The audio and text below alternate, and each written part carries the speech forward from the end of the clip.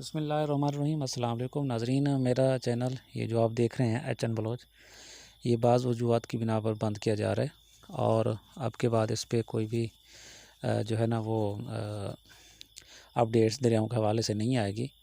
अब ताज़ा तरीन जो अपडेट्स आप जानना चाहते हैं सतलुज के हवाले से, तो बस मेरी तमाम कर्म फरमाओं से ये गुजारिश होगी कि वो मेरे दूसरे channel Sutlej news official channel पे शिफ्ट हो जाएं, उसको सब्सक्राइब कर लें और बेल आइकन को क्लिक करके ऑल पे लगा दें। उसका लिंक जो है आपको डिस्क्रिप्शन में मिल जाएगा, तो आप उस चैनल पे बराए मेहरबानी शिफ्ट हो जाएं। आपकी करम नवाज़ी का बहुत बहुत शुक्रिया।